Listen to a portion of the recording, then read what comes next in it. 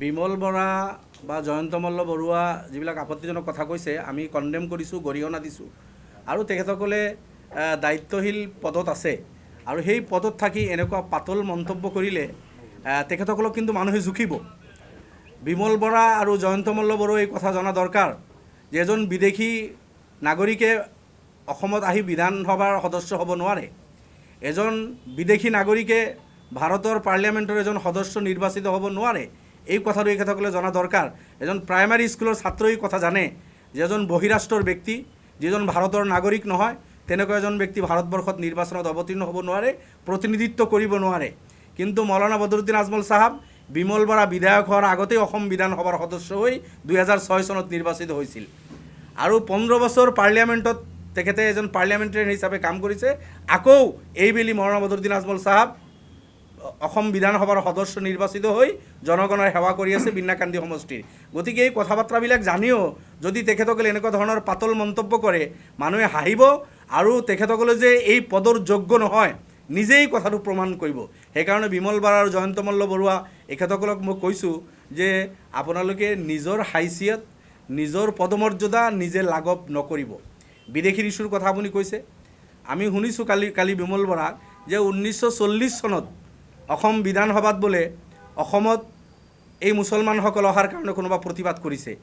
ভাৰত স্বাধীন হৈছে 1947 চনত। 1947 চনত স্বাধীনতাৰ আগত ভাৰতৰ এখন ৰাজ্যৰ পৰা আন এখন ৰাজ্যলৈকে কোনো ব্যক্তি যদি আহিছে, স্থানান্তৰ যদি হৈছে এখন ৰাজ্যৰ পৰা আন এখন ৰাজ্যলৈকে, বিমল বৰাৰ কথা মতে 1940 চনতে অসম ভৰি গ'ল বহিৰাজ্যৰ মানুহেৰে। 1940 চনত ভাৰত ৰাষ্ট্ৰৰ এখন ৰাজ্যৰ পৰা আন এখন ৰাজ্যত নিজৰ ৰাষ্ট্ৰৰ এখন ৰাজ্যৰ পৰা আন এখন ৰাজ্যলৈকে যদি কোনোবা আহিছে কি অপৰাধ কৰিছে? আজি আমাৰ পাঞ্জাবী ভাইসকল অসমত আছে, গুজৰাটী ভাইসকল অসমত আছে, ৰাজস্থানী ভাইসকল অসমত আছে, আজি বিহাৰৰ বহুত ভাইসকল অসমত আছে।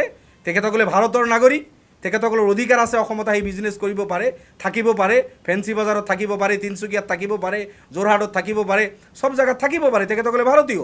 গতিকে ভাৰত ৰাষ্ট্ৰৰ কোনো ৰাজ্যৰ পৰা যদি আজি মাৰোৱাৰী, বিহাৰী, গুজৰাটী, পাঞ্জাবী, অন্য বেংগলী অন্য ভাইসকল যদি আহিছে আৰু তাহানিতে 1800 চনত, 1905 চনত, 1910 চনত, 1915 চনত, 20 চনত যদি কোনোবা আহিছে বিমল বৰাৰ মূৰৰ কামুৰি নোহোৱাৰ কি মানে কাৰণ থাকিব পাৰে? গতিকে বিমল বৰাই এই সব কথা বাৰ্তা কৈ লাভ নাই। তেখেতে যি ক'ব বিচাৰিছে অসম চুক্তিৰ দোহাই দিছে তেখেতে। অসম চুক্তিৰ আত্মা নৎসাৎ কৰা বিমল বৰাৰ দল, অসম চুক্তিৰ আত্মা হত্যা কৰিছে বিজেপি দলে।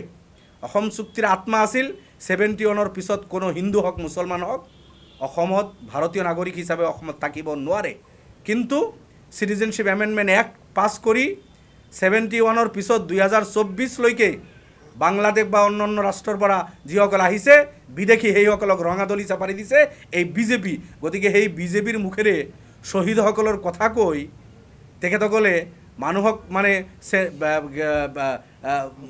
আৱেগিক যিটো কৰিব বিচাৰিছে মই ভাবোঁ শোভা নাপায় এইসকলৰ মুখেৰে, যিসকলে বাংলাদেশী বিদেশীক ৰঙাদলি চাপাৰি দিছে।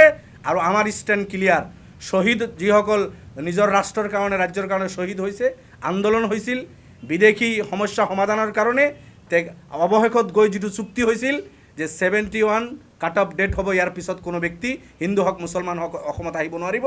AIUDFৰ ষ্টেণ্ড, মৌলানা বদৰুদ্দিন আজমল চাহাবৰ ষ্টেণ্ড, আমাৰ ষ্টেণ্ড সেইটো আছে। কিন্তু বিমল বৰা আৰু তেখেতৰ দলৰ কিন্তু সেইটো ষ্টেণ্ড নহয়। তেখেতসকলে বিদেশীৰ কাৰণে ৰঙাদলি চাপাৰি দিছে, সেইসকলে আমাক কোনো মানে স্বদেশী বিদেশীৰ কথা ক'ব নালাগে।